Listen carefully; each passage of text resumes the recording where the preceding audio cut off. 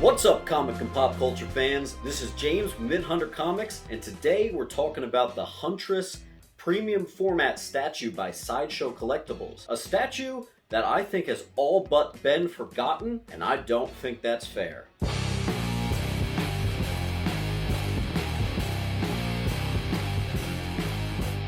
Before we dive into the review, guys, don't forget to like, subscribe, and comment down below. Every time you comment on my videos, it actually enters you into a contest to win these prizes. At 1,000 subscribers, we are going to be giving away this $200 6th scale Batman statue. 2,000 subscribers, the winner is going to land you this awesome Green Lantern statue by Tweeterhead. Some of you already know about me that I love statues that are of more obscure characters. I think this falls into that line, so I'm really excited to do the review for you guys. I've actually owned this for 3 years, so I know it pretty well. As always, and especially because she's a rarer character, let's do a quick backstory and required reading. Helena Bertinelli, the Huntress, is a vigilante operating out of Gotham City and member of the Batman family. She's also a devout Catholic and is very much in touch with her Italian heritage. Her career is inspired by a personal vendetta against organized crime responsible for killing her entire family.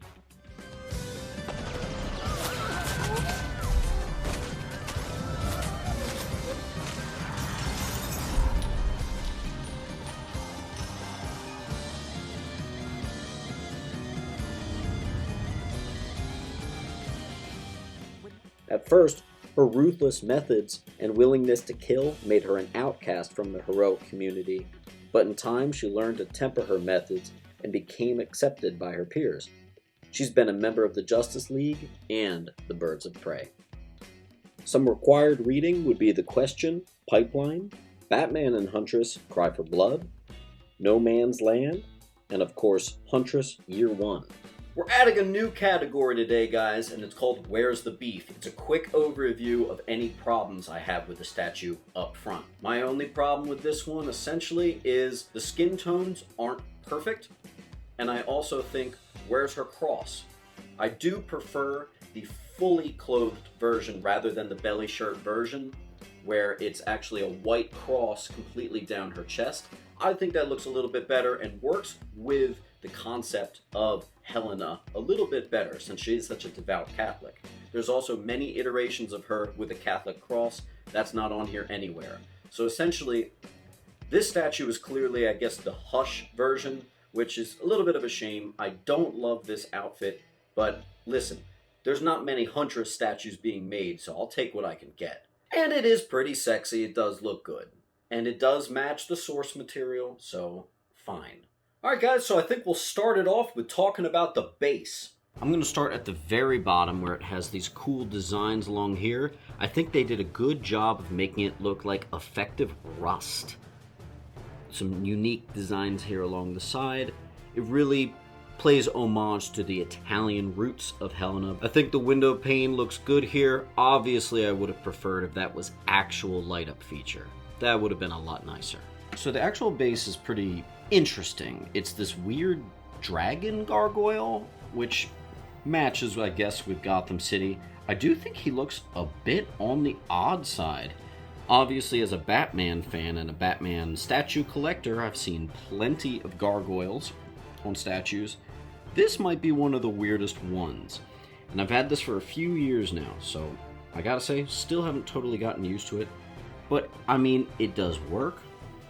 It's not like it doesn't look good, it's just a strange creature, and it almost looks fairy tale-ish, which kind of takes away from the base a little bit. I don't like how the top is just a plate. I like all this down here, but I don't like how it's just a plate with a strange fairy tale dragon. Looks a little bit weird to me. The colors, however, are good, solid, realistic looking, concrete, and gravel. So it's definitely got some issues. It does look almost a little bit cartoonish because of this dragon kind of drawing away from the statue a bit. We're going to give it the score of a 5 out of 10. Next up, let's talk about the paint, the sculpt, and the colors. As we move on up here, mind that pole, we start with her boots. and they look good. I hope you can see it's a very realistic looking leather on them. The purple and the blacks, whatever material they used there, that was a big win. The metal belt loops actually look like they're metal. Very good. The purples used here are very effective and very striking, especially in the midst of a statue collection which is mostly browns, blacks, and grays. It's a nice, welcomed addition. Here's the other boot resting on the dragon thing head. Oop, missed a little spot of dust back there. But I like that there's different purples. It's not just the same purple throughout. Good articulation in the knees there. Looking good. I do like the leathery straps there. The skin tones on the legs, they look good, but she's definitely very pale and it is a little one-toned. I think skin color has gotten a little better with the painting department at Sideshow. That being said, the belt does look good for what it is. It does match with that look that they were going for, and the straps look very realistic going into it. Like I said before, these patches and holsters look very realistic and believable. As you see on this other side as well, look very good and realistic. Now again, this is the belly shirt version. I definitely have a preference. I like the fully clothed version. I think it's more realistic. I think it's more tactical and more of an advantage. That being said, this is from source material, so it does look good. I do like how there's that lip under the breast area. It does look very nice and it looks realistic, even if it is a dumb outfit choice. The breast area does look great. She's not particularly too busty, but that's okay. Get a look at this arm back here. Going up, the finger articulation is very good, especially from this era. I have some problems with the finger articulation on a lot of pieces I own from this time in Sideshow. This piece doesn't have that problem at all. And I like the crossbow right here, looks really good. There's a stray dog hair on the tip of that, you see that? Alright guys. Don't have a white dog. Even though he barely ever comes in this room, his hair still gets everywhere. There's more of that awesome leathery texture on that glove moving up, and it looks like you really don't want to get punched by that hand. Let's get into the meat and potatoes of this piece. Let's talk about the head sculpt. I think it's actually pretty solid, especially noting the Sideshow era. I think it's definitely effective. It does look good. Quick view from the top there. I think their eye makeup has looked a little bit better in more recent years, but it's definitely effective. One of the biggest things for me is actually the hair, but not so much the paint. Definitely the sculpt, though.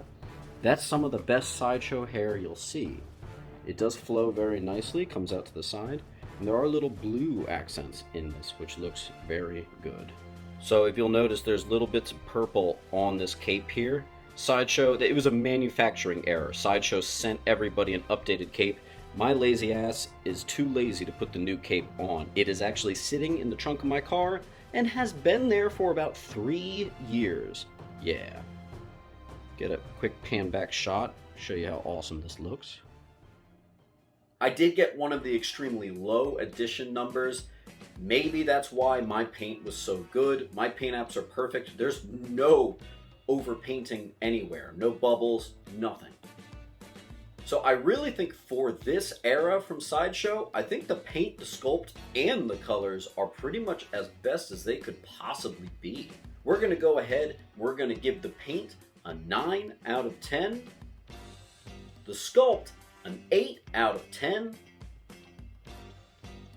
And the colors, an 8 out of 10. The only reason the colors are a little low is the skin tone isn't perfect, but it is good. Next up, let's talk about the design and the pose on this piece. So right off the bat, I can tell you, I've had this for years now. There's no leaning issues or anything like that. The design is extremely solid. If you got the exclusive version, you actually get another crossbow right here, and a lot of people didn't buy the much more made collector's edition because it didn't have the second crossbow. Now granted, while I would have liked to have had this, I like this bow, and I'll tell you why. It provides a nice downward momentum, and it brings your eye all over the piece more than the exclusive version does. So I think having this bow tracks your eye all the way all over the piece. I think it's actually very smart. I do prefer this over the 2 crossbows. Furthermore, I happen to love this pose. I actually usually have this next to my green arrow, which might be the next statue I review. And I just feel like she's a great end piece, the end bookshelf, if you will, to a statue collection. She's got a cool angle to the side. It's not your typical Captain Morgan pose. It's very strong looking. And I just like the angle of it. The way her weight is shifted looks very realistic. I used to do character studies when I was in art class in college, and we would have to learn about how weight disbursement looks when you're moving to the side, and I think they nailed it on this one. So guys, we're going to give that design the full 10 out of 10. We're going to give the pose a 10 out of 10. Good job, Sideshow. Let's talk proportions really quick. This is a perfect quarter scale. It doesn't take much room up with the base at all. I'll put the proportions over to the side right here. It's a good statue, doesn't take up much room. Like I said, it's a perfect end piece. Not too tall, not too short. It's exactly how tall you want a quarter scale statue to be, especially a feminine body. Perfect. 10 out of 10. Next, let's talk coolness and likeness. So right off the bat, I think it's pretty freaking cool. I do like the different pose, and like I said, it draws your eye all over the piece. It's an eye-grabbing piece. The colors pop, especially amidst most of my other collections, which don't have such noticeable colors like this. So it does drag your eye immediately when you walk in the room. Now, for obvious reasons, this is nowhere near as cool as Bane or Brainiac or Darkseid, anything like that. However, I think the pose and the way the hair's blowing in the wind, it comes to a pretty solid coolness here. We're gonna give it the 8 out of 10 for coolness. Now the likeness is unmistakable. It's the black hair, it's the Huntress costume. It's completely accurate to the story. I did mention earlier in Where's the Beef that I do prefer the outfit that is the full entire clothed cross outfit. I would have preferred some mention of the Catholic cross anywhere on here. It's a huge part of her character, and it feels like a little bit of a miss that it's not on here. Granted, the source material that this particular outfit comes doesn't show it either. I do think Sideshow should have done some sort of mention of it, so I'm going to knock it a little bit, but not as much as I would because the source material is accurate. We're going to give that likeness an 8 out of 10. Next up, let's talk about price. Now, admittedly, I got this from my local comic book shop. They don't do statues too much, but they had this one and they gave it to me. Y'all are about to be so mad. I spent under $400 on this. Wow. Money well spent. I've loved it ever since. It is a top 20. Not top 10, but it's a top 20 for me. I love the statue. So I think that's a really good price for me. Now, if you go on eBay right now, you'll notice there is a premium being charged for the exclusive version, and there's not much left. People really want that crossbow. That's the second crossbow, but I'm telling you, this literally looks better. I have seen both in person, and I actually believe that mine with the bow down is better. Would it be nice to have the option? Absolutely. So if you want to swing, it might be worth it, but now you're talking like $600, $700, maybe more. I'm going to give the price a 10 out of 10. Guys, thanks for watching the video and helping me give this girl some love. She has been kind of a forgotten statue. I know some people literally are like, wait, they made a Huntress? Yeah, they did, and it's awesome. Nobody talks about it. I don't think this is one I'm ever going to sell, or at least certainly not anytime soon. I want this piece in my collection. I like having different feminine superheroes in here. And I feel like out of all the chicks I have in the room, she's one of the more badass, so she's not going anywhere. Guys, thanks for watching the review. And as always, thank you all for your support and keep on collecting.